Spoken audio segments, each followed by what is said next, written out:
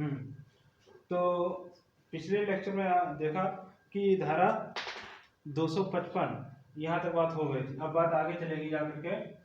बात चलेगी आपकी 256 से।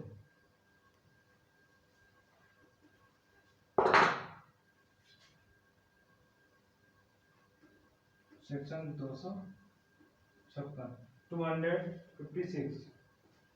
परिवादी का हाजिर न होना है उसकी मृत्यु। 256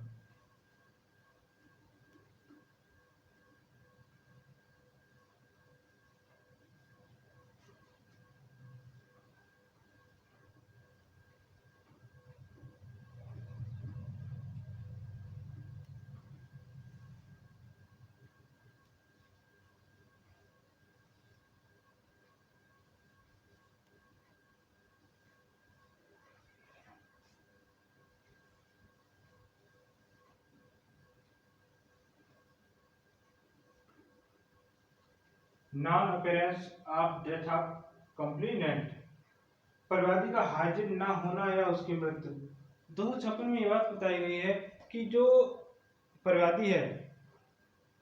कंप्लेनेंट है, वो अगर नियत तारीख पर न्यायालय में उपस्थित नहीं होता है, जो तारीखें लगाई गई हैं उन तारीखों पर उपस्थित नहीं होता है, तो इसका परिणाम क्या होगा जाकर के, तो ये बताया गया है 256 में। धारा ये कहती है, यदि परिवाद पर समन जारी कर दिया गया हो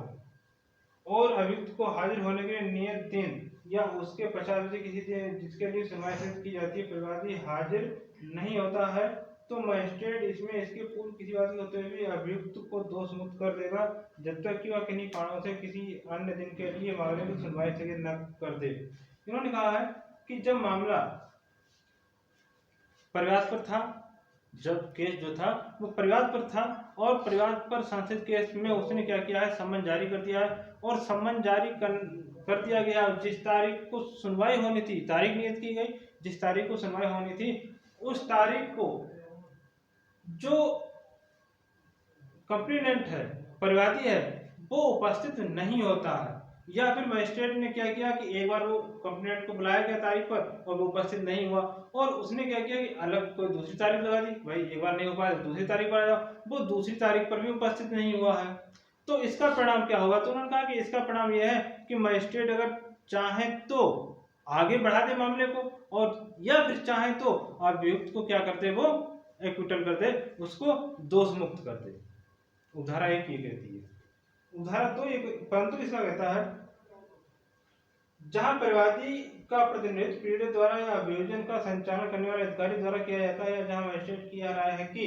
परिवादी की व्यक्ति हाजिरी आवश्यक नहीं है, वहां मजिस्ट्रेट उसकी हाजिरी से उसे अभियुक्त दे सकता है, मामले में कार्रवाई कर सकता है। इन्होंने कहा है कि परंतु कहता है कि जहां कंप्लेनेंट का जो प्रतिनिधित्व है वो उसके प्लीडर के द्वारा किया जा रहा है या किसी प्रोसिक्यूशन ऑफिसर के द्वारा किया जा रहा है,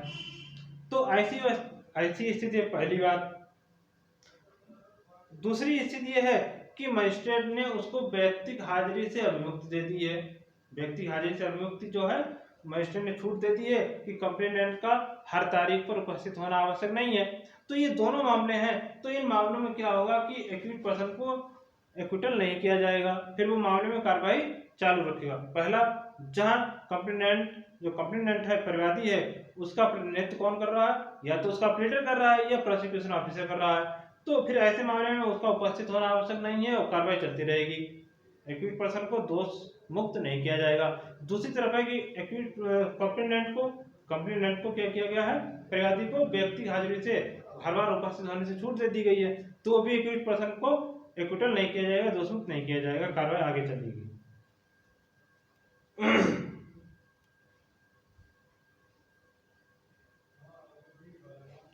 उधारा 2 कहती है कि उधारा 1 के उपबंध जहां तक हो सके उन मामलों को भी लागू होंगे जहां परिवादी के हाजिर न होने के कारण उसकी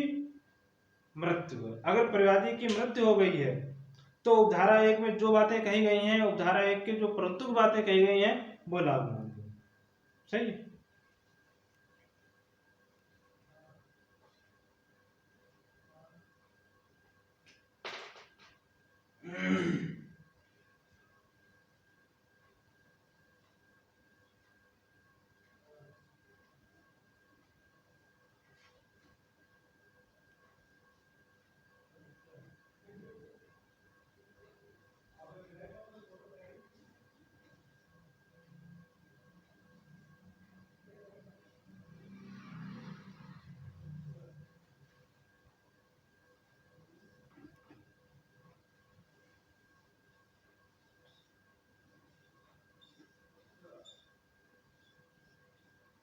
विथड्रॉ कंप्लेंट, परिवाद को वापस लेना।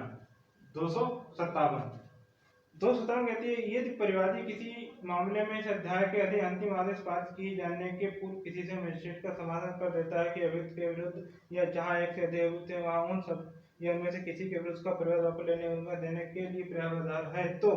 मजिस्ट्रेट उसे परिवाद वापस लेने में दे सकता है और तब उस अभियुक्त को जिसके विरुद्ध परिवाद वापस ले जाएगा दोषमुक्त कर देगा। इन्होंने कहा है 257 जो बात है वो कहती है अगर कंप्लेनेंट को ऐसा लगता है कि किसी एक्यूज कंप्लेनेंट ने एक परिवाद दाखिल किया न्यायालय में और कहा कि फला फला अभियुक्तों ने उसके साथ में कोई अपराध किया है और वो चाहे अभियुक्त एक हो या चाहे एक से अधिक अभियुक्त हो तो उनके खिलाफ वो परिवाद को वापस लेना चाहता है, मतलब कार्रवाई को खत्म करना चाहता है, कार्रवाई को वापस लेना चाहता है कि जो कंप्लेनेंट है, परिवादी है, पीड़ित व्यक्ति है। और ऐसा वो कब कर सकता है? न्यायालय अपना अंतिम निर्णय दे इसके पूर्व वो अपनी कार्रवाई को वापस ले सकता है, अपने कंप्लेंट को, अपने परिवार को वापस ले सकता है। और देखिएगा यहाँ पर एक चीज समझिएगा कि ए नाम का व्यक्ति है वो पीड़ित है,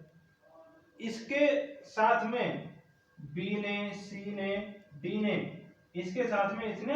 कोई अपराध किया है और ए ने जो है मजिस्ट्रेट के साथ कंप्लेंट की थी और कंप्लेंट करने के बाद में कार्रवाई चल रही थी। उसी बीच ए को लगा कि तीनों के खिलाफ जो कंप्लेंट की गई है उसको विड्रॉ कर दिया जाए या तीनों में से केवल बी के खिलाफ या फिर केवल सी के खिलाफ केस को वापस ले लिया जाए। तो ये जो है कंप्लेनेंट जो है वो ऐसा कर सकता है, न्यायालय की अनुमति से करेगा। और कब कर सकता है? ये अंतिम निर्णय, फाइनल डिसीजन जो है कोर्ट अपना दे इससे पहले उसको करना होगा,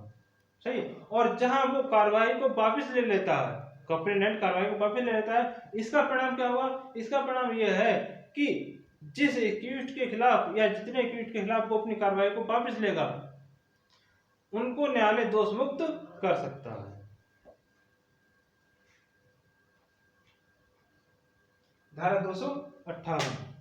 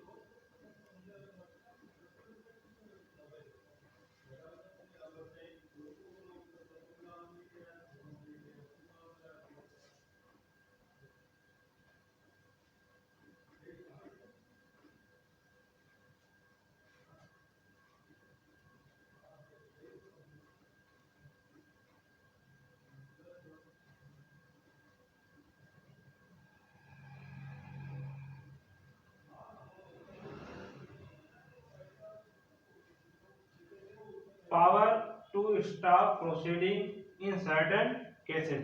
कुछ मामलों में कार्रवाई को रोक देने की शक्ति 258 जो है बात करती है। परिवाद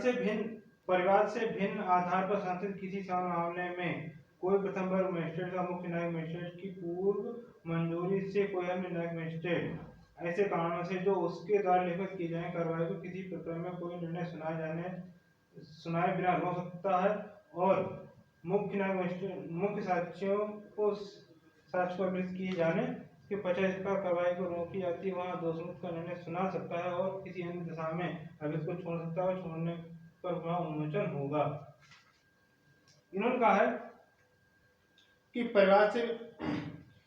से भिन्न आधार पर जब मामला संस्थित किया गया है,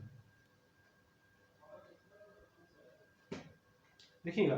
258 में यह बात कही गई है कि जहां परिवार से भिन्न आधार पर मामला संस्थित किया गया है और वो मामला जो है वो समन मामला ही है, समन केस है, तो ऐसी अवस्था में कोई मजिस्ट्रेट, प्रथम वर्ग जुडिशियल मजिस्ट्रेट प्रथम वर्ग और चीफ जुडिशियल मजिस्ट्रेट की पूर्व मंजूरी से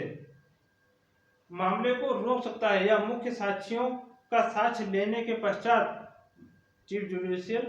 मजिस्ट्रेट या जुडिशियल मजिस्ट्रेट प्रथम क्लास की पूर्व मंजूरी लेकर के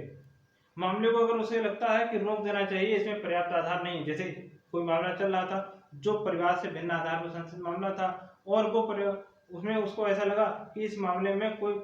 खास ग्राउंड एक्यूट के खिलाफ नहीं बन रहे हैं, इसको रोक देना चाहिए यहीं पर, स्वयं से मजिस्ट्रेट को लग रहा है, तो फिर वो क्या करेगा कि जो जुडिशियल मजिस्ट्रेट फर्स्ट क्लास है उससे मंजूरी लेगा या फिर वो चीफ जुडिशियल मजिस्ट्रेट से मंजूरी लेकर के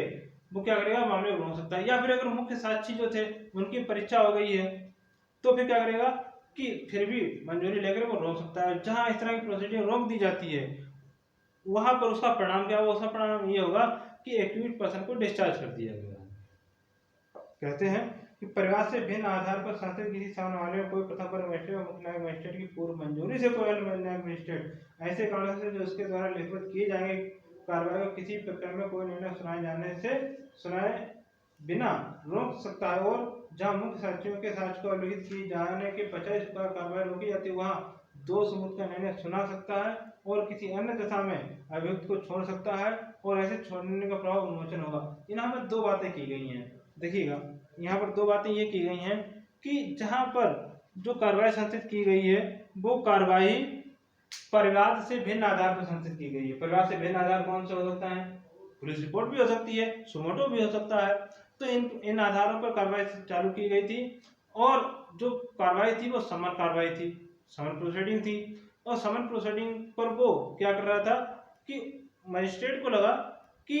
एक्यूट पर्सन के खिलाफ कोई पर्याप्त ग्राउंड नहीं बन रहे हैं जिससे एक्यूट का जो क्राइम है, ऑफेंस है, वो साबित हो रहा हो, तो ऐसी दशा में वो जुडिशियल मजिस्ट्रेट फर्स्ट क्लास से या तो मंजूरी लेगा या फिर वो चीफ जुडिशियल मजिस्ट्रेट से मंजूरी लेने के पश्चात वो कार्रवाई को रोक सकता है। अगर यहाँ पर उसने कार्रवाई को रोक दी और जब वो रोकेगा तो वो क्यों रोक रहा है कारण अभिलिखित करेगा, और यहाँ पर जब वो रोक रहा है तो फिर क्या करेगा कि अक्यूज्ड पर्सन को डिस्चार्ज करेगा। पहली बात हो गई। दूसरी बात ये हो गई कि कार्रवाई जो थी वो परिवार से भिन्न आधार पर संस्थित की गई थी, कंप्लेंट से अदरवाइज कार्रवाई संस्थित की गई थी और वो समन प्रोसीडिंग थी और उसको लगा कि एक्यूज्ड पर्सन के खिलाफ जो है पर्याप्त ग्राउंड उसके अपराध को, ऑफेंस को प्रूव करने के लिए नहीं बन रहे हैं, तो फिर वो जुडिशियल मजिस्ट्रेट फर्स्ट क्लास या चीफ जुडिशियल मजिस्ट्रेट की पूर्व मंजूरी से क्या करेगा कि उसको लगता है कि पर्याप्त आधार एक्यूज्ड पर्सन के खिलाफ नहीं बन रहे हैं और मुख्य साक्षी या यूं कहेंगे साक्षियों के साक्ष्य उसने अभिलिखित कर लिए हैं और उसके बाद उसको लगता है कि कार्रवाई को यहीं रोक देना चाहिए और फिर वो कार्रवाई को रोकता है, तो इसका परिणाम क्या होगा, तो इसका परिणाम ये होगा कि वो एक्विटल करेगा एक्यूज्ड को, अभियुक्त को दोष मुक्त करेगा। मुख्य साक्षियों का साक्ष्य लिखे जाने से पूर्व वो कार्रवाई को रोकता है तो फिर वो एक्यूज्ड को डिस्चार्ज करेगा और मुख्य साक्षियों का साक्ष्य लिखने के बाद अगर कार्रवाई को स्टॉप करता है, प्रोसीडिंग को स्टॉप करता है, तो फिर वो एक्यूज्ड पर्सन को एक्विटल करेगा।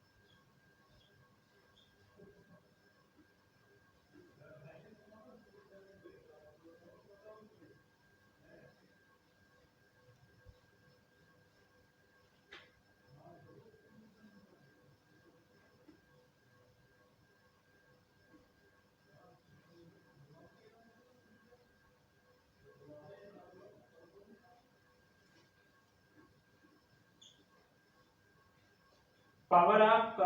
court to convert summon cases into warrant case. 259 में बात कही गई है कि समन मामले को वारंट मामले में कन्वर्ट करने की कोर्ट की पावर। इन्होंने कहा है कि जब किसी ऐसे अपराध से संबंधित समन मामले के विचारण के दौरान जो 6 माह से अधिक अवधि के कारावास से दंडनीय है, मजिस्ट्रेट को यह प्रतीत होता है कि न्याय के हित में उस अपराध का विचारण वारंट मामलों के विचारण की प्रक्रिया अनुसार किया जाना चाहिए, तो वह मजिस्ट्रेट वारंट मामले के विचारण के लिए संहिता द्वारा बने रीत से उस मामले को पुनः सुनवाई कर सकता है, साक्ष्यों को पुनः बुला सकता है, परीक्षा कर सकता है। देखिएगा 259 में एक बात कही गई है, 259 में एक बात कही गई है कि अगर अपराध जो है, कोई अपराध किया गया है और उस अपराध में 6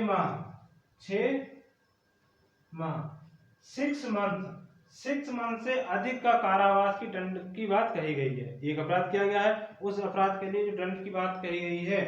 वो कितनी है, 6 माह से 6 मंथ से अधिक उसमें दंड दिया जा सकता है। तो फिर ऐसे मामले का जिसमें वो समन कार्रवाई कर रहा था, समन ट्रायल कर रहा था, उसी समय मजिस्ट्रेट को ऐसा लगा कि इसका ट्रायल जो है वारंट मामले की तरह किया जाना चाहिए, तो फिर वो क्या करेगा कि ऐसे मामले जिनमें 6 माह से अधिक का दंड दिया जा सकता है वो कन्वर्ट कर सकेगा उसको वारंट ट्रायल की तरह, और फिर वारंट ट्रायल में जितनी प्रोसीडिंग अपनाई जाती है वो सभी प्रोसीडिंग अपनाएगा। साक्षी जिनका साक्ष्य लिया जा चुका था उनको पुनः कॉल करेगा और पुनः बुला करके उनका साक्ष्य लेगा। देखिएगा समन ट्रायल में क्या होता है, प्रोसीडिंग छोटी हो जाती है, और वारंट ट्रायल में जो होता है प्रोसीडिंग थोड़ा विस्तृत हो जाती है, बड़ी कर दी जाती है, ताकि अभियोजन पक्ष को भी पर्याप्त टाइम मिले और रिपीट पर्सन को भी पर्याप्त टाइम मिल जाए, और यहाँ पर क्या होती है, कार्रवाई छोटी हो जाती है। तो इस चीज ये आपका जो समन ट्रायल है ये यहीं पर खत्म होता है। इस समझ में कोई ऐसी बात थी जो आपको समझ में नहीं आ रही है तो वो आप मुझसे पूछ सकते हैं, और आप लोग अपने कमेंट जरूर दे दिया करें ताकि मुझे अटेंडेंस के बारे में पता चलता रहे, और अपने जो कमेंट दिया करिए वो व्हाट्सएप ग्रुप पर मत दिया करिए, आप लोग यूट्यूब पे ही नीचे कमेंट दे दिया करिए। सही है, चलिए तो ये लेक्चर यहीं पर आपका कंप्लीट होता है।